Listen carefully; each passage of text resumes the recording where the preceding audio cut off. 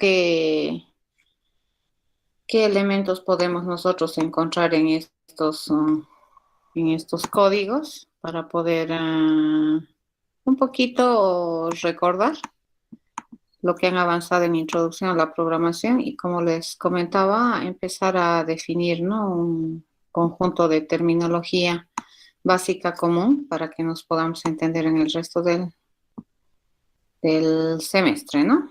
Ya habíamos respondido esta pregunta, pues ahora vamos a ver.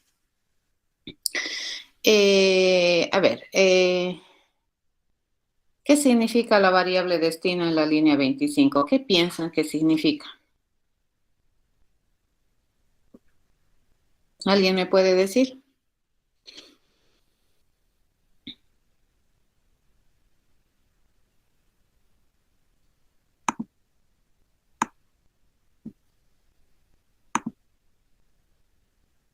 ¿O qué rol juega, digamos, en realidad? ¿Qué significa? Eso es lo que queremos saber, ¿no? ¿Qué les parece a ustedes que es destino en la línea 25? ¿O qué representa?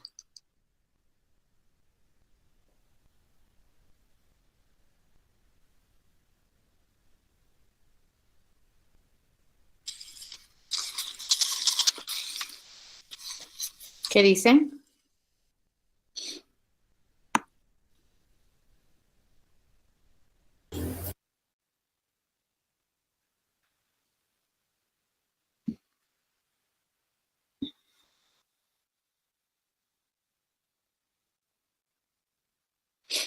Nadie. ¿Qué pasó hoy?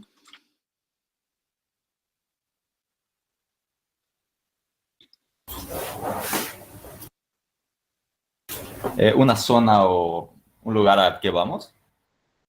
Ya. ¿Y por qué te parece que representa eso?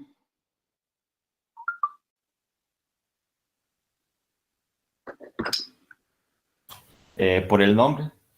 Por el nombre. Ok, lo que habíamos dicho en la anterior clase es que el nombre de las variables juega el rol de identificador y tiene la misión de ser autoexplicativo, ¿de acuerdo? Entonces,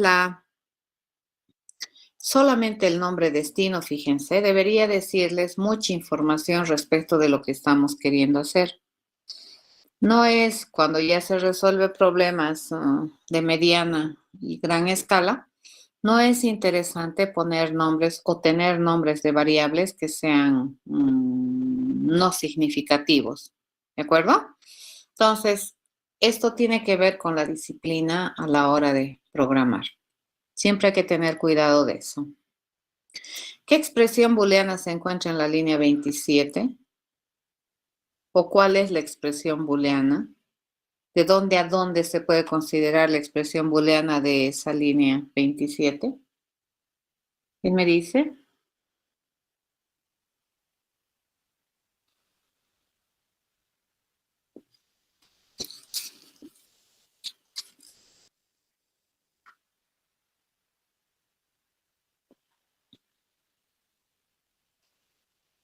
¿Qué representa la expresión booleana en la 27?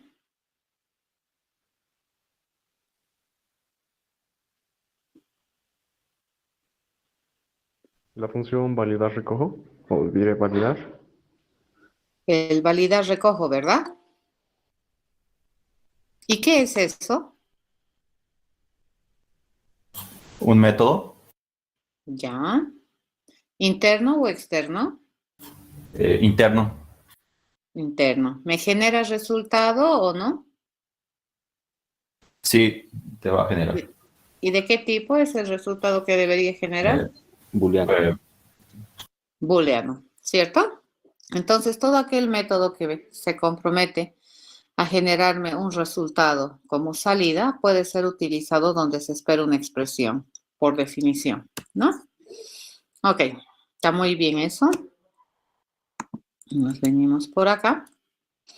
¿Y cuál sería la expresión acá en la instrucción 32? ¿Cuál parte de esa línea representa la instrucción? O la expresión, perdón.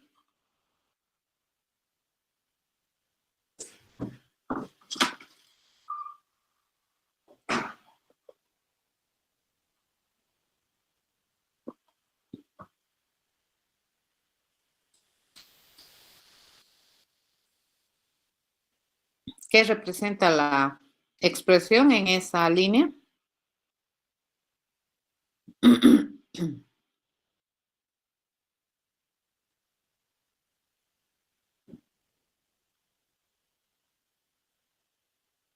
Ya, eso sería la instrucción.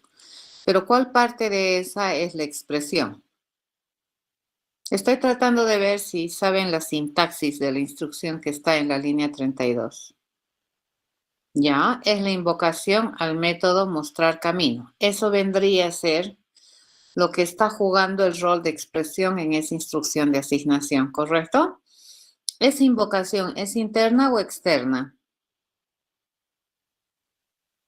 Sí. Externa, ¿correcto? Porque el propietario, el responsable de responder ese mensaje no es este objeto, ya es otro. Muy bien.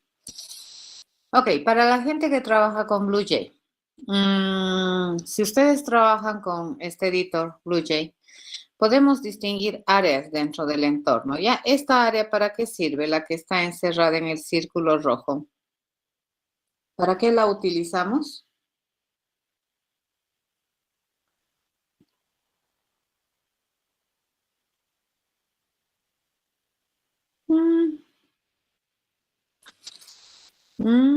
Sí. Esa organización de clases tiene un nombre. ¿Qué se llama?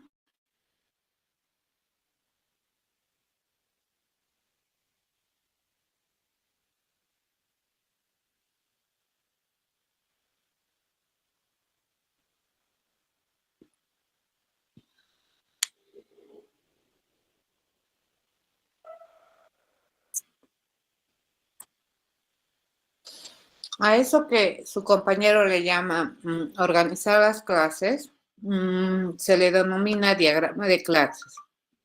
¿De acuerdo? Y el diagrama de clases básicamente muestra es como un esquema mental que te permite entender qué tipos de objetos van a participar en la resolución del problema que estás queriendo resolver.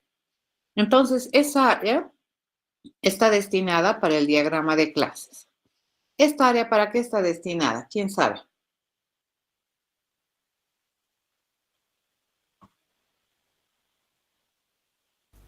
Para los objetos. ¿Ya?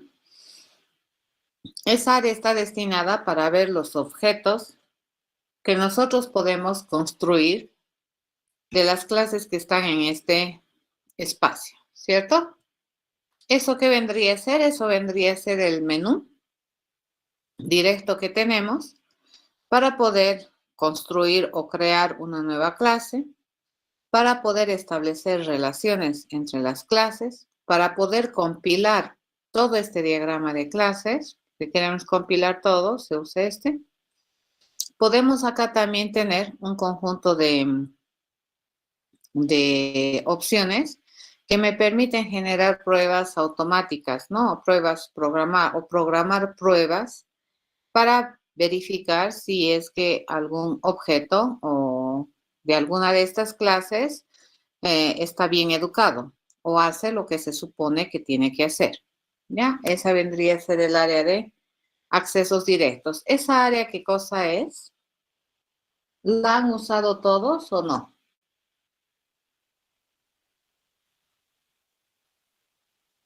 ¿La conocen o no la conocen?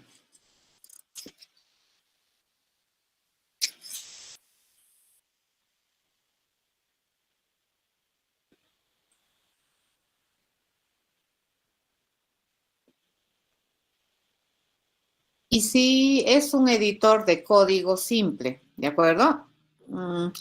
Es incluso mucho más poderoso que una consola, José, porque tú puedes aquí ejecutar una línea, una instrucción, sin tener el programa completo, ¿ya? Entonces puedes, por ejemplo, verificar cómo funcionaría una instrucción de asignación, sin tener que tener toda una infraestructura de programa para ver cómo funciona. ¿Ya? Entonces, este es un editor que más o menos es como que es una máquina que está ejecutando y está leyendo, ¿no? Compila e interpretes en ese mismo instante cada instrucción que tú escribes, ¿no? Escribes una instrucción, te la compila y te la ejecuta. Escribes otra instrucción, te la compila y te la ejecuta. Así es, ¿no? Puedes utilizar también cosas que tenemos aquí en el diagrama de clases o puedes trabajar con instrucciones que no tengan nada que ver con ese diagrama de clases en esta área. Es bastante interesante para salir de dudas muy rápidamente de cómo funcionaría alguna instrucción. ¿De acuerdo? Ok. ¿Cuántas clases tiene este diagrama?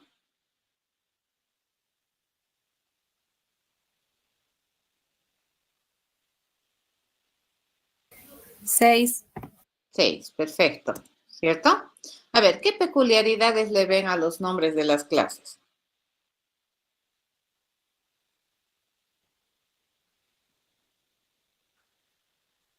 Que constan solo de una palabra y todas empiezan por mayúscula. Aún así, si fueran dos palabras, no hay separación y empiezan con mayúscula.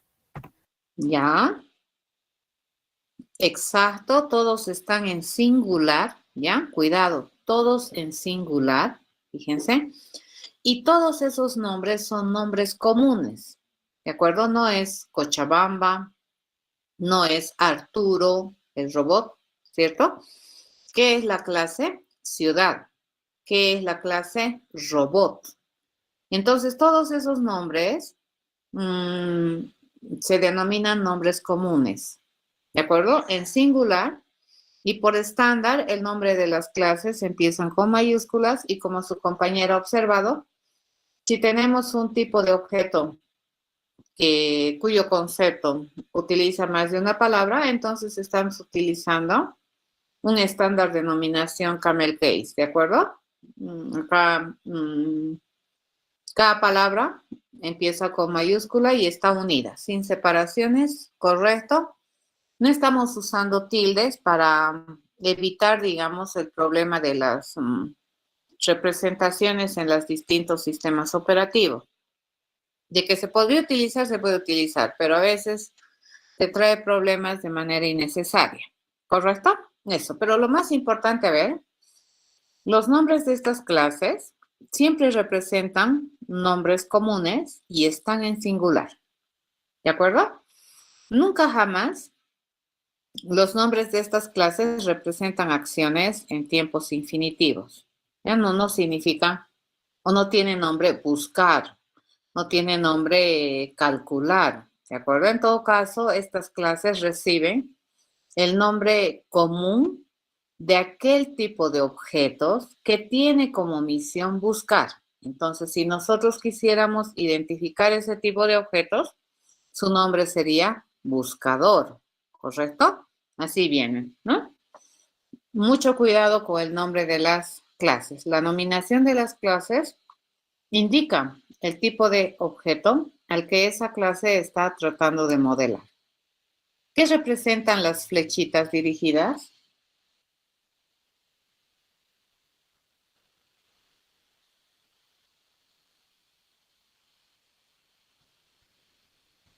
La interacción entre clases. Muy bien. Representan la interacción entre tipos de objetos.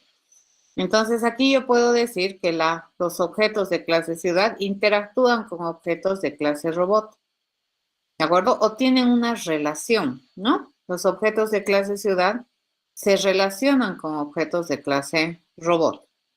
Y probablemente debido a ese relacionamiento, pues van a interactuar, ¿de acuerdo? Esas son relaciones de interacción. ¿Esos otros qué son? Herencia. Eso representa relacionamiento de herencia, ¿cierto? Entre clases. Entonces, acá, ¿cómo se lee esto? Todo objeto de clase basurero es un robot. Obviamente, esto tiene sentido dentro de algún contexto de modelamiento de nuestro diagrama de clases, ¿no es cierto? Este diagrama de clases tiene un contexto en el cual tiene sentido, ¿ya? Eso. A ver, todo diagrama de clases, fíjense, se puede leer, ¿correcto? Entonces, si yo hago este diagrama de clases aquí en Bolivia y lo pongo en algún otro país, este modelo deberían poderlo leer como yo lo leo, ¿de acuerdo? Entonces, los modelos, fíjense, también representan lenguajes artificiales que tienen la misión de representar, de comunicar, de indicar o de describir algo, ¿ya? En el caso nuestro, estos modelos me permiten representar cómo mi cerebro está concibiendo los tipos de objetos que se requieren para resolver el problema. A ver, de estas 4 oraciones elementales, ¿cuáles son correctas y cuáles no? Considerando este diagrama de clases. La primera oración, ¿es correcta? No, ¿Por qué? porque no es herencia la interacción que tiene ciudad con robot.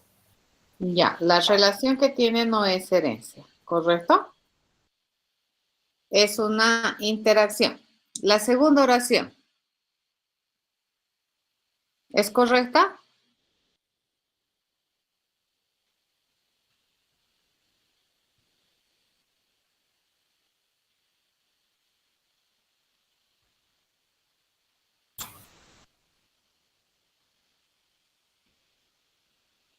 ¿No está bien la segunda oración? Sí, Ya, parece ser que el lugar turístico tiene ubicación y en consecuencia la ubicación parece ser parte de un lugar turístico, ¿cierto? La tercera oración, ¿correcta? Sí, Ya, la cuarta,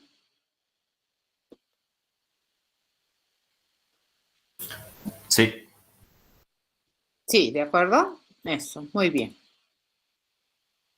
La primera de esta diapositiva,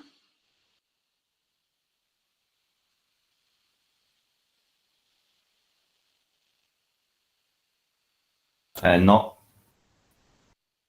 no, ¿verdad? Los objetos de clase guía y basurero parece que no tienen alguna relación. La segunda,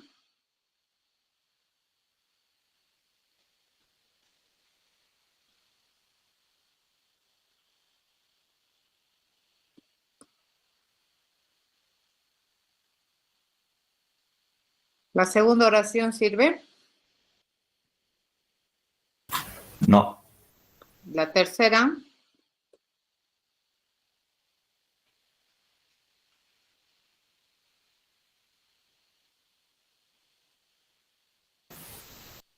Sí, sí, ¿no? La cuarta,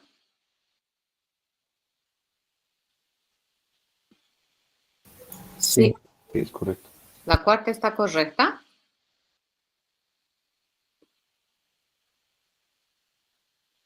¿Ese relacionamiento se lee como una posibilidad o es un mandato? una posibilidad. La cuarta, ¿verdad? Estamos hablando de esto. ¿Es una posibilidad o es un mandato? ¿Qué dices, Dayana?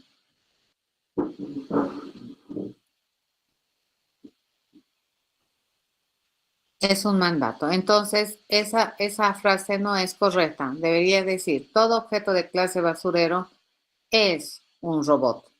No es una posibilidad, es una obligatoriedad. ¿Ya? Ok, entonces, hemos más o menos visto cómo están su reconocimiento de elementos especiales dentro de lo que es programación orientada al objeto. ¿De acuerdo? Lo que vamos a hacer entonces hoy día es empezar a ver ya conceptos de programación orientada al objeto y vamos a avanzar, espero, bastante rápido porque ya he verificado que algunos de ustedes están bastante bien, pero pues siempre vamos a tratar de reforzar lo que es la terminología para poder llevarnos bien. Es lo que les decía, ¿no es cierto? Al principio de la anterior clase, cuando hemos empezado a avanzar, algo que siempre tenemos que tener en cuenta cuando desarrollas alguna ciencia es que la terminología y los conceptos tienen que estar claros. A ver, vamos a ver. Quiero abrir esta otra pantalla. Ok, me lo voy a cerrar esto. Esto no.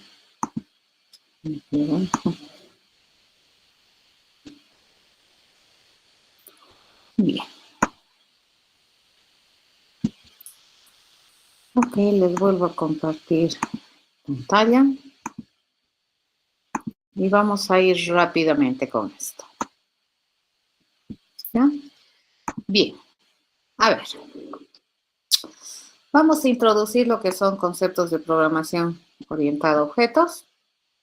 Y como ya más o menos he hecho una prueba de qué es lo que ustedes conocen, bueno, vamos a ponerle con más formalidad. ¿Ya? Bueno, la programación orientada a objetos dentro de lo que es nuestra área de formación está considerada como un paradigma de programación que cuenta, ¿no?, con teorías, conceptos, terminología, técnicas, métodos, metodologías, para dar soporte a todo el razonamiento que me permite tener una alternativa para plantear soluciones a problemas haciendo uso de este enfoque. La programación orientada al objeto tiene como bases fundamentales dentro de lo que es todo su teorización, ciertos conceptos, como por ejemplo la abstracción, ¿no?, que viene a ser uno de los temas más importantes o conceptos que se tiene que dominar para entender lo que es la programación orientada a objetos. Un otro concepto que se maneja muy desde el principio en este enfoque es la modularidad. ¿Eso qué significa? Que cuando se define un tipo de objeto para participar en la solución de un problema, a este tipo de objeto le asignamos, ¿de acuerdo? Le asignamos un conjunto de responsabilidades y cada una de esas responsabilidades está finamente diseñado. Es modular, ¿de acuerdo? Cuando tenemos entonces un tipo de objeto, le podemos asignar 4 responsabilidades.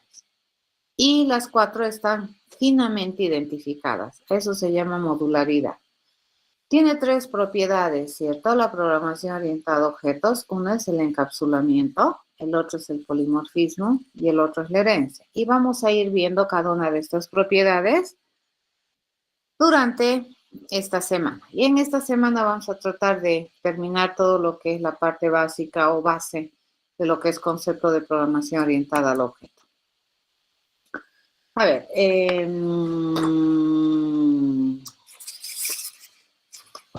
su compañero está preguntando respecto a la contraseña que tenemos en Moodle para la materia de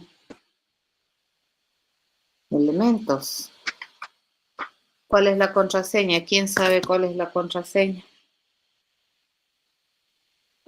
Bien, esa es la contraseña, backtracking, Michael, ¿ya?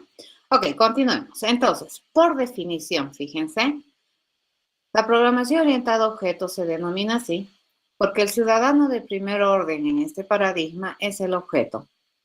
El objeto, en realidad, va a modelar un objeto del mundo real que tiene responsabilidades y es un objeto que sabe hacer cosas, ¿de acuerdo? Entonces, cuando nosotros empecemos a resolver un problema, los que toman un rol muy importante en la resolución del problema son los objetos y las responsabilidades que nosotros le hayamos determinado que este objeto sabe hacer, ¿ya? Estos objetos, fíjense, al modelar un objeto del mundo real, son entes individuales, son instancias particulares. ¿Y eso qué significa? Que los objetos se distinguen uno de otro por los estados de sus atributos, ¿de acuerdo? Entonces, si bien es cierto, el tipo de objeto te dice qué atributos va a tener los objetos de esa clase, pues los objetos son los que determinan qué peculiar valor va a tener cada uno de esos atributos y eso los hace individuales.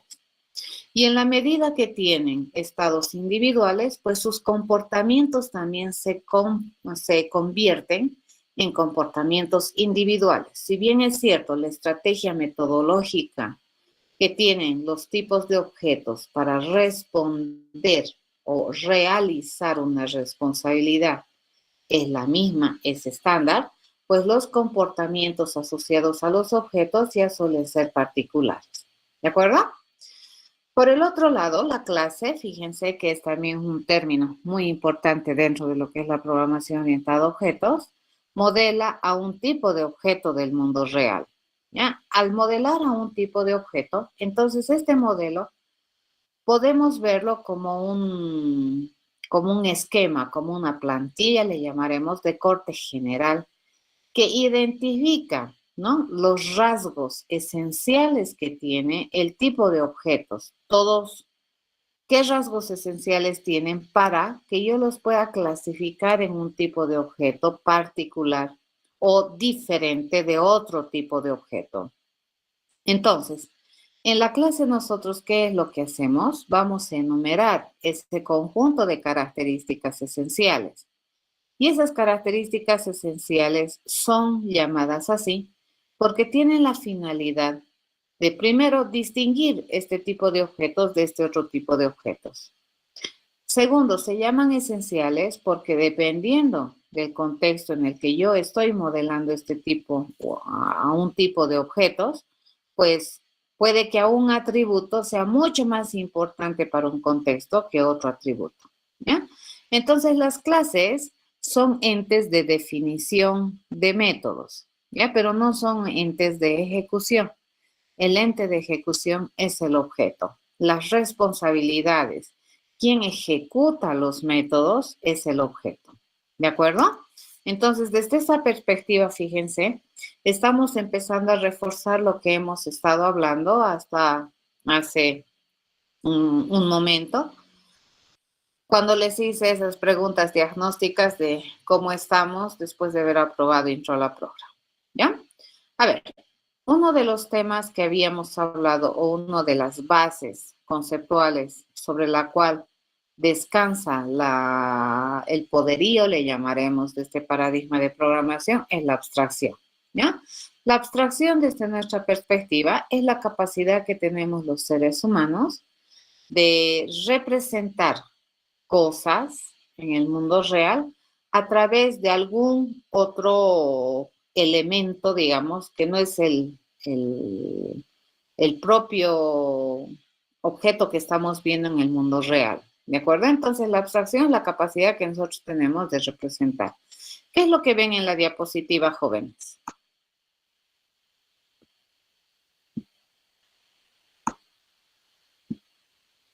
Un objeto. ¿Están seguros que es un gato? La imagen de un gato.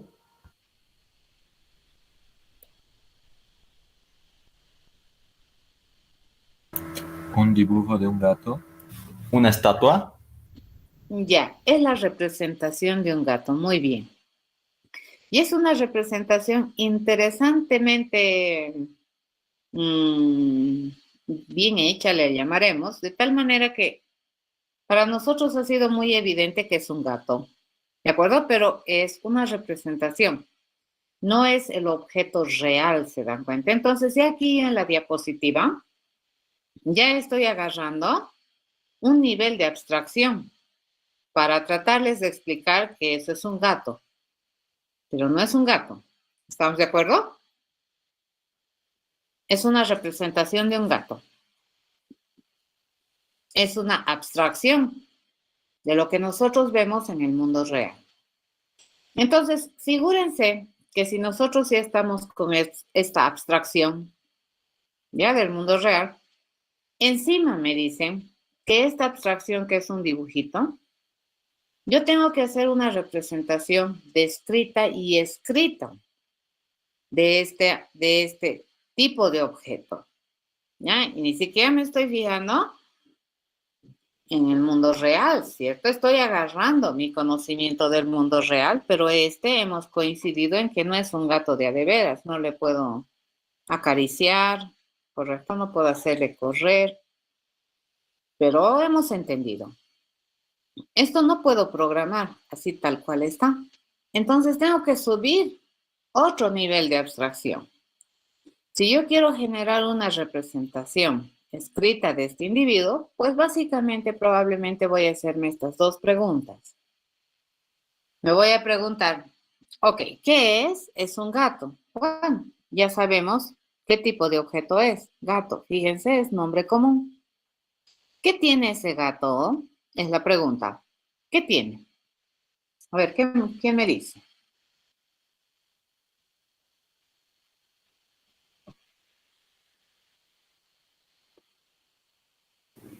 Tiene cola, Podría ¿Ya? ser sus características como la raza, el tamaño, el pelaje, el tipo de pelaje que tiene el gato. Ya. Puede ser muchas cosas, fíjense, el color de ojos, el tamaño de sus orejitas. Podríamos empezar a trabajar, a identificar las características que para nosotros tiene un gato y podrían nunca terminar, ¿cierto? Entonces aquí viene otro elemento bien importante dentro de lo que es programación. Y en este caso es cuando queremos modelar un tipo de objeto del mundo real, pues nos estamos dando cuenta que modelar ese objeto del mundo real probablemente va a ser complicado. Entonces, ¿qué es lo que nosotros tenemos que hacer? Tenemos siempre que observar los objetos del mundo real con una perspectiva. Y la perspectiva, ¿por qué? ¿Quién me la va a dar? ¿Quién me la va a determinar? Es el problema para el cual yo estoy queriendo representar este objeto del mundo real. Y a ese problema nosotros le vamos a llamar contexto. Entonces, cuando nosotros observamos el mundo real a ese gato, por ejemplo, nosotros tenemos que saber para qué lo estamos queriendo representar, cuál es el objetivo de obtener una representación de ese gato. Y eso le llamamos contexto, ¿ya? Y el contexto me va a determinar la perspectiva de observación. Esta diapositiva es muy ilustrativa. Si ustedes observan, tenemos dos personas que están observando el mismo tipo de objeto, pero lo están observando de distinta perspectiva. Entonces, los contextos en los cuales esas dos personas están percibiendo, ¿ya? A este tipo de objeto es diferente porque cada una de ellas tiene tiene un fin, tiene un objetivo diferente, ¿de acuerdo? Entonces, cuando nosotros programamos, un otro elemento bien importante que siempre tenemos que estudiar y sobre la cual tiene sentido lo que nosotros hacemos es el contexto. Ya es el contexto que me da la perspectiva. Y ese contexto me va a decir qué para nosotros se considera una característica esencial de ese gato y qué no se considera una característica esencial para nosotros, ¿no es cierto? Fíjense acá. Para esta persona, las características esenciales de este animalito son bien diferentes a las características esenciales que esta otra persona está intentando observar en este mismo tipo de objeto. ¿De acuerdo? Cuando les decía, ¿no es cierto? La clase modela a tipos de objetos enumerando sus características esenciales.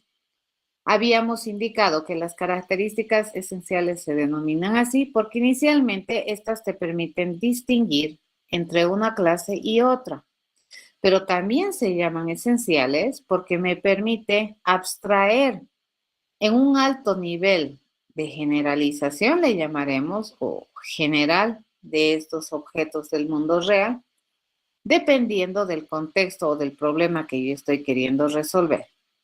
En este caso, fíjense, para esta señora que este gato sea adorable, pues es lo de menos. Es una característica no esencial para ella. ¿De acuerdo? Y para esta señora, el estado de los huesos de ese gatito, pues no es una característica esencial. ¿Está bien? A eso se refiere contexto y a eso se refiere esencia. Entonces, a este gato no lo vamos a modelar realmente como es en el mundo real con todas sus características características que pueda tener y con la finura que un objeto del mundo real tiene. ¿Cómo lo vamos a modelar? Con lo que yo pienso que me es útil para resolver el problema.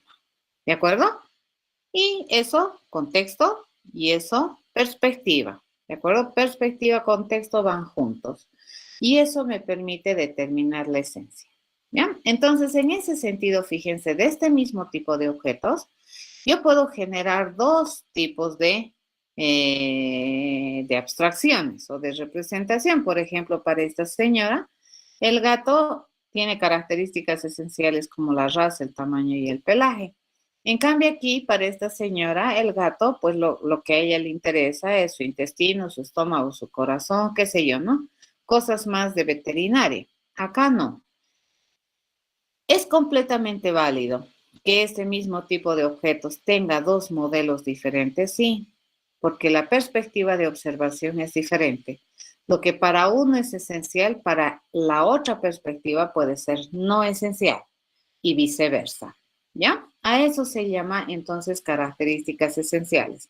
En este caso, fíjense, lo lindo de sus bigotes, el color de los ojos, eso que probablemente nosotros habríamos observado, la cola, por decir, ¿no es cierto? No estamos considerando que es una característica esencial, probablemente por la forma en que estamos observando y tratando de encontrar la perspectiva de observación de estas dos personas a este mismo tipo de objetos. Esta primera fase, que es modelar los tipos de objetos que participan en la resolución de un problema, es muy importante en este paradigma de programación orientada a objetos y a eso se denomina abstracción. Entonces nosotros tenemos que llegar a este nivel, ¿ya? De abstracción, representar objetos, tipos de objetos del mundo real a través de un lenguaje escrito, ¿ya? Concreto, preciso, no ambiguo y que obviamente no representa todas las características que tiene el tipo de objeto, sino las que nosotros consideramos esenciales para el problema, ¿ya? Entonces, este contexto, fíjense, me va a determinar la pertinencia de elegir mis características esenciales, ¿cierto? La raza, desde la perspectiva de esta abuelita, es un atributo o es una característica pertinente para un gato, ¿ya? El estómago es una característica pertinente para el gato. Ahora pónganse a pensar que aquí viene un productor de dibujos animados, entonces probablemente este gato lo va a mirar con otros ojos. A este gato probablemente le va a poner nombre, le va a poner qué sabe hablar, probablemente va a hablar un idioma, ¿no es cierto? Si es que agarramos a un productor de dibujos animados, entonces fíjense, ya le va a dar la posibilidad a este gato de que hable. En ese contexto, fíjense, todo gato sabe hablar, puede ser correcto, ¿ya? Entonces, en ese contexto, el hablar, ese comportamiento de un gato, puede ser propio de un gato y es pertinente porque el contexto así lo requiere. Pero en este caso, a ver, fíjense, ¿sería interesante que todo gato sepa hablar acá o acá en este contexto? ¿Es interesante?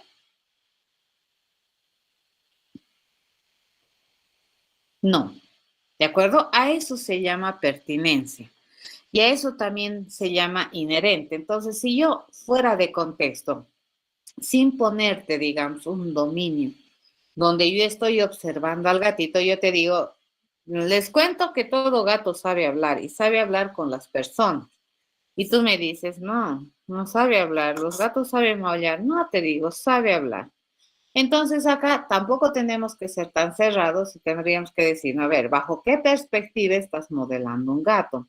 ¿Es un gato del mundo real o es un gato ya del mundo artificial? Que también es posible que nosotros lo podamos modelar, ¿ya? Y desde esa perspectiva, el hablar es un comportamiento o una característica propia de el gato para esa observación. A eso se llama inherente. Ya el inherente es propio de. El estómago es propio de un gato, sí, para esta señora sí. El tamaño del gato es propio de un gato, sí, para esta señora sí. Y el hablar es propio de un gato, sí, para un productor de dibujitos animados, puede que sí. ¿Ya?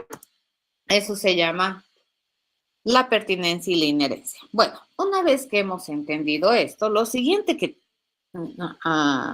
hay que entender es que cuando tú vas a empezar a programar, tú ya tienes que empezar a charlar o a trabajar con esta abstracción del objeto o del tipo de objeto que has observado en el mundo y tienes que olvidarte de este, ¿ya? ¿Con quién trabajamos o con qué trabajamos nosotros los programadores con esta abstracción?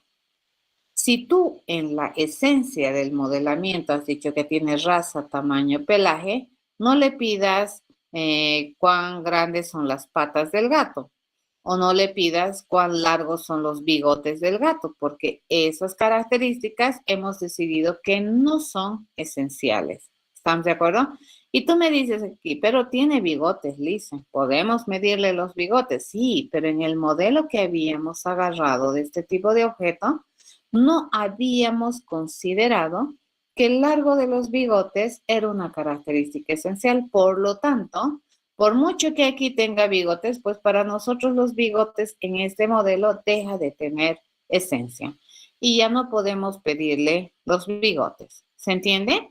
Entonces, estos modelos, fíjense, son abstracciones a un nivel realmente muy elevado de los objetos del mundo real para que me permitan resolver el problema que estoy intentando atacar. ¿De acuerdo? Tenemos que coincidir que los objetos del mundo real, modelarlos así, tal cual son, con todas las posibles perspectivas, prácticamente sería imposible. Es por esa razón que lo que nosotros hacemos es abstraer. ¿Ya? Ese es principio de abstracción. ¿Alguna pregunta hasta aquí, jóvenes? Eso es bien importante que entiendan. ¿Ya?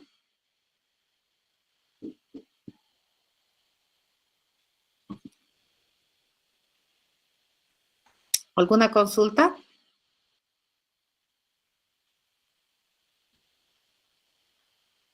No dicen todo claro. Ok. A ver, dentro de las características esenciales, también se pueden encontrar las responsabilidades funcionales que nosotros le asignamos a este tipo de objeto. A través de que estos objetos posteriormente me van a permitir o van a tomar un rol para ayudar a resolver el problema, va a ser a través de las responsabilidades funcionales que nosotros le podamos asignar al tipo de objeto, ¿no? Ahora, van a tener harto cuidado, ¿ya? Lo que nosotros definamos que identifica el conjunto de propiedades atribuibles que tiene este tipo de objeto, este conjunto de atributos tiene que estar bastante relacionado con las responsabilidades funcionales que este tipo de objeto puede hacer. Entonces, por ejemplo, este tipo de objeto no podría dar su nombre, ¿correcto? Porque no tiene ese atributo, no conoce ese atributo. Entonces, decirle dar el nombre no estaría correcto. Todas las responsabilidades funcionales que nosotros definimos para un tipo de objeto tienen que ser consistentes con la información de sus propiedades atribuibles que nosotros hemos decidido identificar para este tipo de objeto. Eso se llama consistencia. ¿Estamos de acuerdo? ¿Este gato puede correr?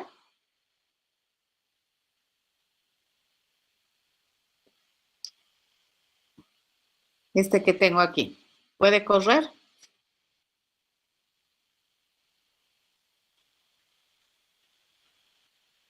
¿Qué dicen? No, ¿por qué no puede?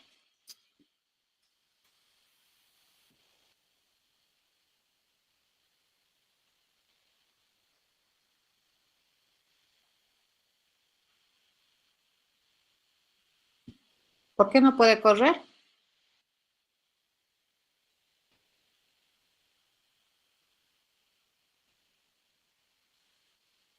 Ok, porque no tiene información para permitir responder un comportamiento de esa naturaleza. Usualmente los comportamientos se apoyan en la información que tiene el objeto. ¿De acuerdo? A eso, repito, se le llama consistencia. Entonces, las clases que habíamos dicho modelan tipos de objetos del mundo real a través de la identificación de las características esenciales de ese tipo de objeto que están determinadas por un contexto que me da una perspectiva de observación del tipo de objeto del mundo real. ¿Ya? ¿Qué es lo que tenemos que tener cuidado? Que estas características esenciales, ya sean de propiedades atribuibles o de comportamientos que se le asignen al tipo de objeto, siempre tienen que cumplir que sean pertinentes, inherentes y consistentes. ¿Ya? El pertinente, ¿para qué me sirve? ¿Por qué se dice que las características esenciales son pertinentes? Porque van a tratar de observar al objeto, al tipo de objeto del mundo real bajo un contexto. Son inherentes porque dependiendo de ese contexto, para mí, esto es propio del gato, ¿sí? Le pertenece o es propio, un atributo propio del gato para esa observación. Y siempre las responsabilidades funcionales que le asignamos tienen que estar en consistencia con la información que nosotros hemos decidido atribuirle a este tipo de objetos, ¿sí? Pertinente, inherente y consistente. Bien, eso era la clase. ¿Qué es el objeto? Fíjense, al igual que la clase, pero en otro nivel, el objeto viene a ser la representación de uno solo, un individuo, un ejemplar, una instancia particular de un objeto de algún tipo, ¿de acuerdo? Del mundo real. Entonces, fíjense, este es el modelo, es la abstracción de algún gato que nosotros hemos modelado bajo alguna perspectiva, indicando que tiene estas tres propiedades atribuidas, ¿correcto?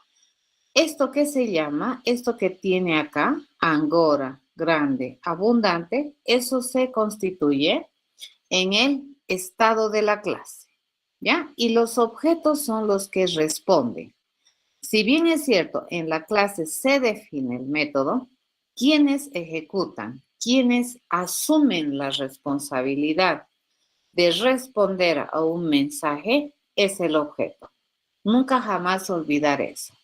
A esto que nosotros estamos usando aquí se le conoce como mensaje. ¿Ya? Entonces los objetos, a diferencia de las clases, ya representan objetos individuales, instancias particulares, que ya tienen identidad propia. ¿Ya? Por definición, entonces, fíjense, todo objeto tiene identidad. Michi sería la identidad. Todo objeto tiene estado. ¿Ya? Angora, grande y abundante es el estado particular de Michi, ¿ya? Que probablemente es diferente a otro gato. Todo objeto tiene comportamiento, ¿de acuerdo? ¿A quién le pedimos responder? Al objeto, ¿ya? El otro principio importante que se maneja dentro de la programación orientada a objetos es la modularidad. Cuando definimos o cuando modelamos a un tipo de objetos, nunca lo vamos a modelar como una gran albóndiga, ¿de acuerdo? Lo vamos a modelar finamente.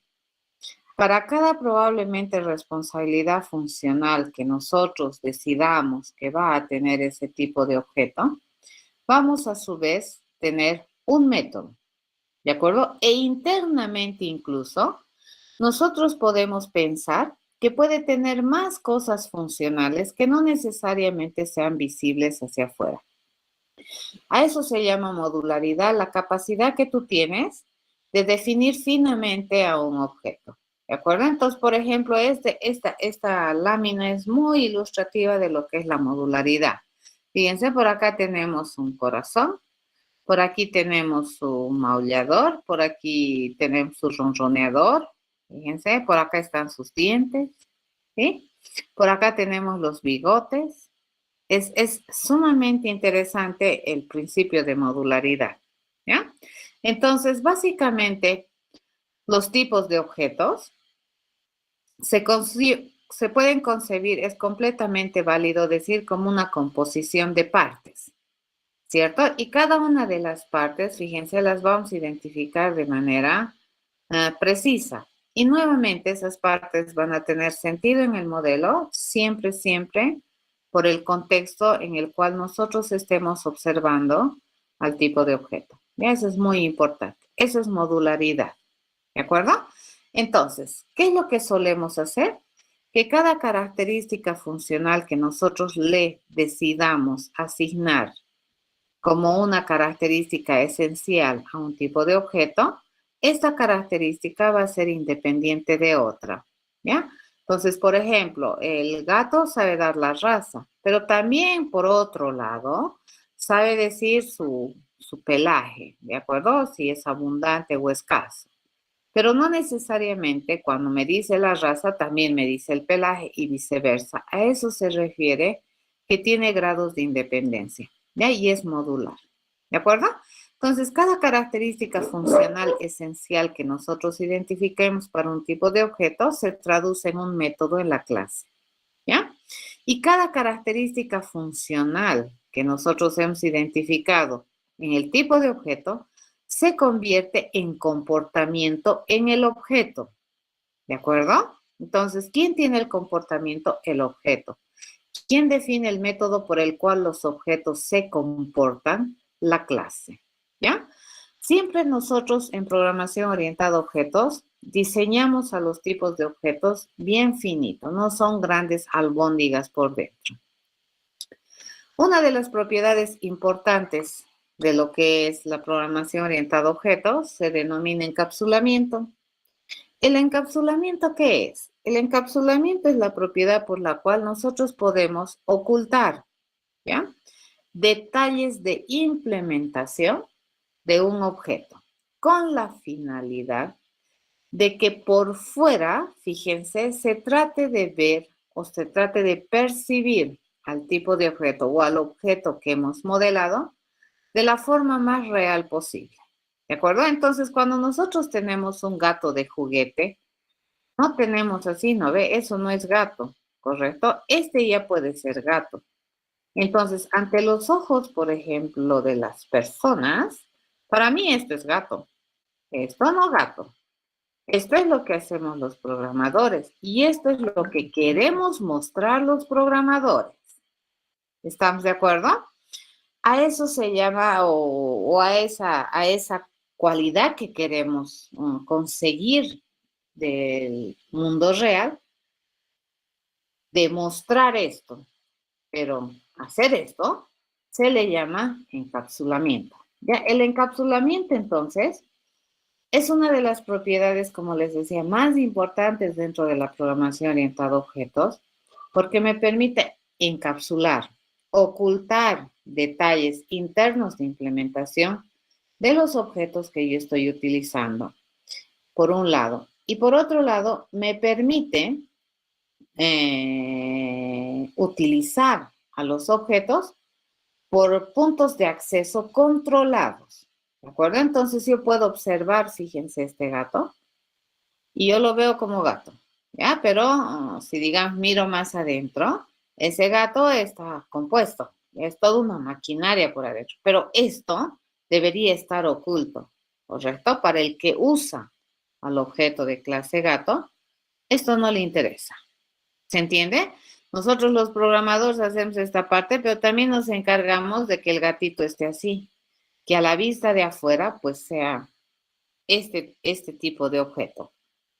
Limpio, ¿de acuerdo? Simple, con puntos específicos para charlar con el gato. No así. No deberías abrir la puertita y meter mano para cambiarle, digamos, el corazón y ponerle a sus patas el corazón. Nada, señor. Lo vamos a guardar, lo vamos a proteger. Vamos a prohibir el uso de estas cosas que nosotros hemos diseñado internamente, le hemos puesto en los lugares correctos y no vamos a permitir que otro venga y le cambie de lugar, funcionalidad o inclusive de estado, ¿ya? Así tan libremente. Para eso me sirve el encapsulamiento, ¿ya? Entonces, por teoría, fíjense, el encapsulamiento se consigue a través de la ocultación de información. ¿Para qué? Para su uso. ¿Estamos de acuerdo? Entonces, cuando nosotros encapsulamos algún recurso de un objeto, lo estamos prohibiendo para que se use desde afuera. Los atributos son bien peculiares en el mundo de la orientación a objetos. Los atributos, fíjense, al representar el conocimiento que tiene un objeto, pues nos interesa que ese conocimiento no sea alterado desde afuera sin control, ¿ya? Por lo que los atributos de un diseño orientado a objetos, en su generalidad, el 90% es privado, ¿de acuerdo? Muy raro tipo de objeto tiene un atributo público. ¿Y es por qué? Porque nosotros queremos mantener internamente de manera guardada, por no decir secreta, ¿no? Sino más bien cuidada y controlada la información que tiene ese objeto, porque sobre la base de esa información es que el comportamiento funciona, ¿ya? Por un lado. Por otro lado, ¿qué también tenemos encapsulado? Fíjense, vamos a tener encapsulada la implementación de los métodos. Se puede utilizar a través de mensajes los métodos, pero yo no puedo cambiar la definición del método como usuario del objeto. ¿De acuerdo? Como usuario del objeto yo le puedo mandar mensaje a este, por ejemplo, jugar con la lana. Sí, jugar con la lana y va a jugar, ¿de acuerdo? Es que yo le doy esa propiedad de jugar. Pero yo no debería cambiarle aquí internamente cosas y para que juegue con la lana por fuera de sus interfaces que nosotros hayamos definido para este gatito para que juegue con la lana. ¿Estamos de acuerdo? Entonces, el encapsulamiento es una propiedad sumamente importante en la programación orientada a objetos, porque esta propiedad me permite reforzar este concepto de la abstracción. Yo tengo que tratar de mostrar al mundo exterior que así es mi objeto, no que es así. Como programador sabemos que es así, pero en el mundo exterior tiene que mirarlo así, ¿ya? ¿Y eso qué me permite dar soporte o eso que en realidad es la abstracción? Entonces, esta frase la he tomado tal cual está en un libro por definición. Dice, ¿no? Para que la abstracción funcione, la implementación debe estar encapsulada y tiene sentido.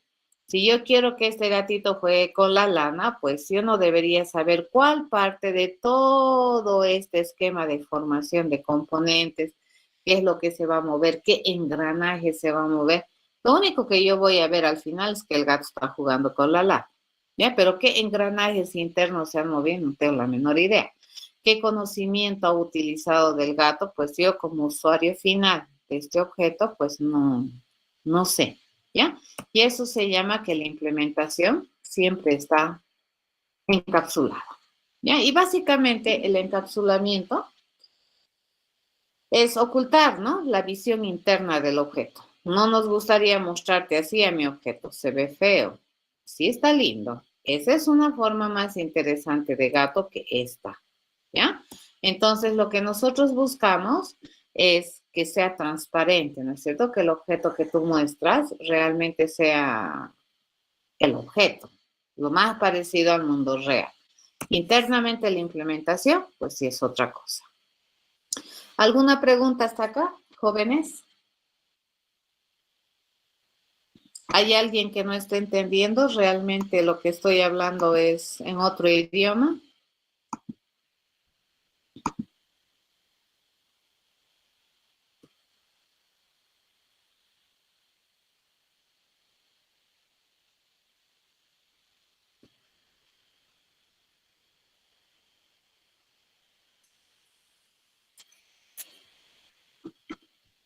¿Dudas?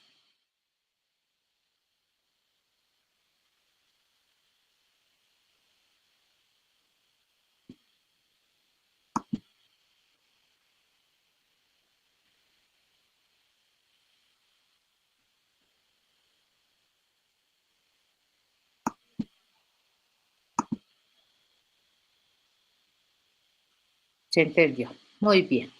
Entonces, continuamos. ¿De acuerdo? Vamos a hacer algo.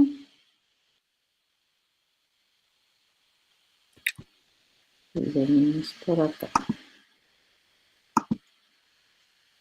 Un rato.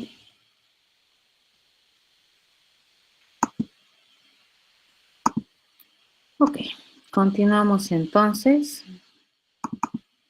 y vamos a entrar a las otras propiedades que tenemos dentro de lo que es la programación orientada al objeto. ¿Mm?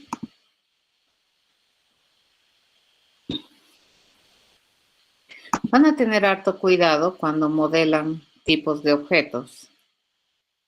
Esto que les he hablado del contexto es muy importante, muy importante. ¿De acuerdo? Es algo que hay que dominar bien,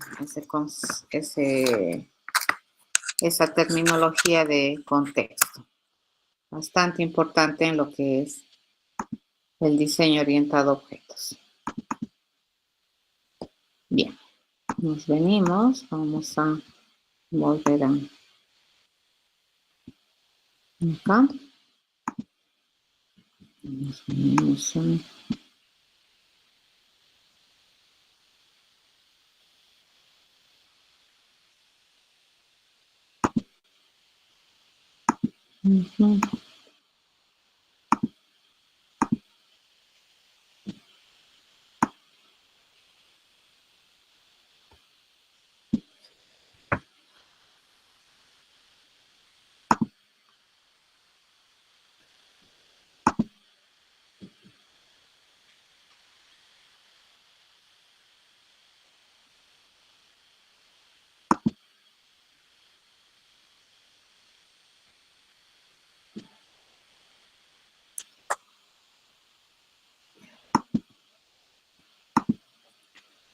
ok.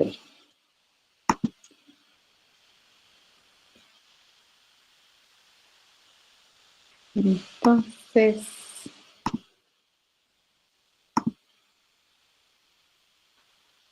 bien. Ok, continuaremos y ya habíamos visto, ¿qué hemos visto de acá? La abstracción, la modularidad y el encapsulamiento que se supone es tema que ustedes ya han avanzado en introducción a la programación. ¿Qué es lo que nos tocaría ver? Y reforzar. Es el concepto de herencia. Ya la herencia. Bueno, ¿qué otra cosa también ya se supone que dominan? Es la interacción entre tipos de objetos, ¿cierto? La interacción es lo que me permite realmente resolver problemas. Los objetos son expertos en hacer tareas, pero cuando yo hago que esos objetos se comuniquen, interactúen entre sí, pues van a empezar a resolver problemas. Entonces, el relacionamiento más básico que existe probablemente entre objetos es esas dependencias funcionales que habíamos visto ya en los diagramas de clases hace un momento, cuando decimos, ¿no?, que un objeto es parte de otro, cuando un objeto se compone de otro. Entonces, básicamente ahí existe una dependencia funcional, ¿ya? Si yo digo la ciudad tiene lugar turístico, es porque probablemente la ciudad va a colaborar, va a requerir del apoyo o de la funcionalidad o parte de la funcionalidad de un lugar turístico. A eso se llama interacción. La herencia es otro tipo de relacionamiento que te permite relacionar tipos de objeto a distintos niveles de abstracción. ¿Ya? Podemos tener tipos de objetos a nivel de detalle muy específico, como por ejemplo el detalle de este juguete sea bastante preciso, son ratoncitos. Y el detalle de este tipo de objetos, fíjense, es tan general que cualquier cosa puede nacer de acá, ¿cierto? Entonces, cuando nosotros tenemos ese tipo de objetos, podemos utilizar otro tipo de relacionamientos que no necesariamente sea la interacción. Entonces, la herencia te permite modelar un relacionamiento que se denomina un relacionamiento Sum, ¿ya? Y que básicamente dice lo siguiente: si es que hay un tipo de objeto que por alguna razón, obviamente siempre determinada por el contexto, decide ser de alguna otra clase que ya se ha definido, entonces automáticamente este nuevo tipo de objeto está indicando explícitamente que todas las características que están en ese otro modelo o en esa otra clase que hemos tomado como referencia también le son propios. ¿De acuerdo? Entonces ahí se genera este relacionamiento y se empieza a hablar de terminología tal como superclase, subclase, ¿ya? Entonces, esto también me permite más o menos entender que cuando tú estructuras tipos de datos o defines dominios de datos, pueden haber dominios que identifican supertipos y dentro de esos dominios pueden haber especialidades que se empiezan a generar subtipos, ¿ya? Básicamente, fíjense, ¿por qué el concepto se denomina clase dentro de este paradigma de programación? Porque los seres humanos, cuando vemos el mundo real, solemos indirectamente hacer procesos de clasificación. Inicialmente para entender el mundo, ¿cierto? Luego para distinguirlos. Los seres humanos siempre estamos haciendo clasificación. Y probablemente en muchas materias que ustedes han llevado en colegio, pues este proceso de clasificación pues han explotado al extremo los profesores. Y también el proceso de subclasificación, sobre todo en ciencias de la vida, ¿no? Que te decían los seres vivos. Y tú dices, ya, los seres vivos. A ver, un objeto particular de ser vivo, sin bajar a un nivel de detalle, pues probablemente no lo tenemos. Pero sí entendemos que es un ser vivo, ¿correcto? Luego te dicen los vertebrados. Entonces, ¿qué estás haciendo? Estás empezando a generar niveles conceptuales que te permitan entender el universo. Cuando tú quieres hacer referencia a todos y a nadie en particular, dices ser vivo, ¿cierto? Pero cuando tú ya dices perro, estás haciendo referencia a un objeto ya muy particular, ¿de acuerdo? Ahí tú ya estás observando o estás utilizando un concepto de mucha especialización, de mucho detalle. ¿Estamos de acuerdo? Y en el mundo real, en nuestro entendimiento, en nuestros esquemas cerebrales, manejamos bastante estos conceptos de tener objetos a altos niveles de abstracción, como por ejemplo un ser vivo, ¿ya? Ser vivo, vertebrado. Vertebrado, así como objeto particular, no hay, ¿cierto? Pero es un concepto que hace referencia a un objeto abstracto. Y esa idea se la ha manejado durante miles de años para que los seres humanos podamos tener un entendimiento, ¿ya? De todas las cosas que observamos en el mundo. Entonces, la herencia viene desde esta otra perspectiva, a brindarte esa propiedad que te permita tener distintos niveles de abstracción, que te permita relacionar objetos en estos niveles de abstracción. Por lo tanto, cuando nosotros hacemos clasificaciones, lo primero que hacemos al clasificar es identificar grupos, ¿no ve? Este grupo A, el grupo B, el grupo C. ¿Y por qué identifico inicialmente esos tres grupos? Porque probablemente, esencialmente en sus características son distintos. Pero luego digo, ¿no? De este grupo A hay el subgrupo A1, el subgrupo A2, subclase, subclase. Y eso es completamente natural para nosotros los seres humanos. Un ejemplo bastante vivido que ustedes tienen en la universidad. La universidad se compone de personas. Si bien es cierto, la infraestructura está ahí, pues la infraestructura no hace la universidad la hacen las personas. Entonces podemos decir que la universidad se compone de personas. Pero fíjense, persona es un concepto bastante abstracto, ¿ya? De todas las personas que conforman la universidad, podemos identificar 3 subclases de personas. Uno que son los estudiantes, otro que son los docentes y otro que es la parte administrativa, ¿sí? Entonces, esos 3 tipos, fíjense, de personas componen la comunidad universitaria.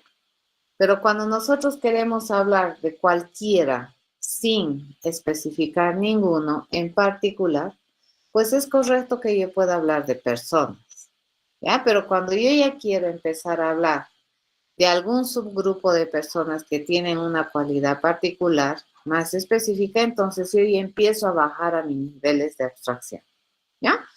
En este caso, decimos, ¿no? Que toda estudiante es una persona en la comunidad sansimoniana universitaria.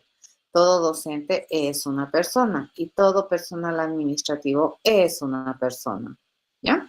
Esa es una relación entre clases que se lee con el relacionamiento eso. Como les decía, dentro de esta propiedad de la herencia, se generan otras terminologías, ¿no? Como superclase, subclase, que es lo que normalmente, probablemente es más fácil entender para nosotros por el proceso natural de clasificación que desarrollan los seres humanos. Pero también a las superclases se les suele llamar clases de generalización, porque esas clases modelan algún tipo de objeto o abstraen algún tipo de objeto de muy alto nivel de generalización.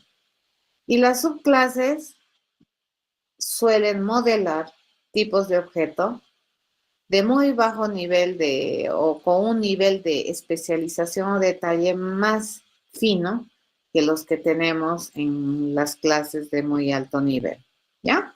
A los supermodelos también se les conoce como clases bases, donde están las características básicas, ¿no es cierto?, comunes a un gran conjunto de tipos de objetos, fíjense, que son denominadas las características base. Y las subclases también se les llama como clases extendidas en este contexto, ¿de acuerdo? Entonces, a ver, vamos a quedar acá. Ya no avanzaremos más. Entonces, el día pues yo creo que vamos a terminar con el tema de programación orientada a objetos. Todo va bien. Y desde la próxima semana estaríamos arrancando la segunda unidad. ¿Ya? ¿Alguna pregunta hasta aquí, jóvenes? La desventaja que tengo de no verlos es que no sé qué piensa. No puedo mirar sus caras, ¿no? Cuando estamos en clases presenciales, pues eso es un poco más sencillo, porque se puede ver sus caras, ¿no? Se puede ver sus expresiones y puedo saber qué es lo que piensan, no saber lo que es lo que piensan, ¿no? Sino más o menos darme cuenta qué les está pasando. Backtracking es la clave. Esta es la clave. Ryan ya te lo he escrito, ¿ya? Esa es la clave para amor. ¿Alguna duda, jóvenes? Si estoy yendo rápido, díganme, porque si no me paran, yo suelo volar. ¿De acuerdo?